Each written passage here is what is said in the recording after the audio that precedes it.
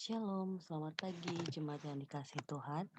Pada hari ini kita akan diteguhkan dengan kebenaran firman Tuhan yang mau mengajak kita melihat ciri khas gembala menurut Petrus. Adapun bacaan kita terambil dari 1 Petrus 5 ayat 1 sampai 4 yang isinya demikian. Aku menasihatkan para penatua di antara kamu. Aku sebagai teman penatua dan saksi penderitaan Kristus yang juga akan mendapat bagian dalam kemuliaan yang akan dinyatakan kelak, gembalakanlah kawanan domba Allah yang ada padamu.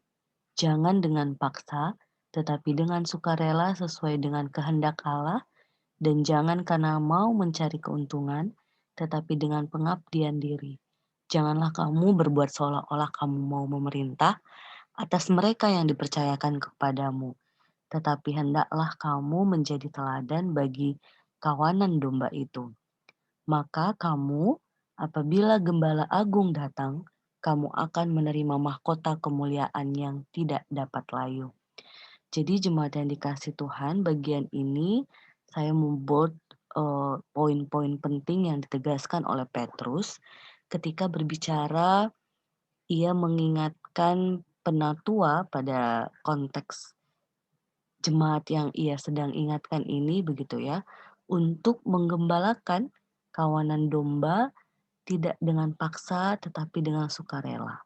Tidak mencari keuntungan tetapi pengabdian diri. Tidak dalam rangka ingin memerintah, artinya hanya memberitahu saja tetapi harusnya menjadi teladan sehingga mereka akan menerima mahkota kemuliaan seperti Petrus yang mengimani dirinya akan mendapat bagian dalam kemuliaan yang akan dinyatakan kelak ketika ia pun setia dalam mengikut Kristus. Jadi jemaat yang dikasihi Tuhan, hari ini ketika kita diteguhkan kembali dengan gembalakanlah, seperti firman minggu kemarin yang masih menjadi tema peneguh kita di hari-hari ini, bahwa ternyata ketika kita mengembalakan baik konteks kita dalam keluarga, dalam pekerjaan, pelayanan gereja, dimanapun kita berada, itu harus dengan roh yang sukarela sesuai dengan kehendak Allah, bukan kehendak diri kita pribadi lepas pribadi. Juga sebagai bentuk pengabdian diri, artinya ketika kita mengasihi keluarga, mengasihi orang-orang di sekitar kita lewat pekerjaan, lewat pelayanan, itu bentuk pengabdian diri kita kepada Allah. Dan juga cara kita untuk juga menunjukkan teladan di dalam kehidupan kita dimanapun kita berada, sehingga gembalakanlah itu bukan sebuah perintah yang akhirnya membuat kita jadi sombong begitu ya, menjadi orang yang paling hebat, tetapi justru kita benar-benar menempatkan diri kita melakukan apa yang menjadi kehendak Bapa kita.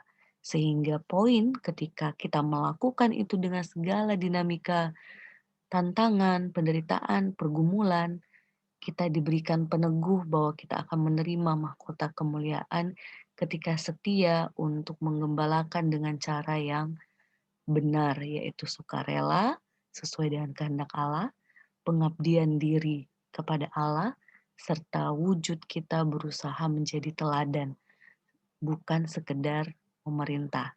Ini satu hal yang penting perlu kita sadari sehingga kita terus berusaha bersama-sama dengan orang sekitar kita untuk belajar melakukan apa yang menjadi kehendak Tuhan. Semoga Tuhan memampukan setiap kita. Boleh kita ambil waktu nanti untuk mendoakan diri kita, para pemimpin, baik di pekerjaan, di masyarakat, pemerintah, di gereja, para majelis kita, pendeta, dan semua, sehingga setiap kita memiliki roh yang benar dalam membicarakan sebagai gembala. Tuhan Yesus memampukan kita. Amin.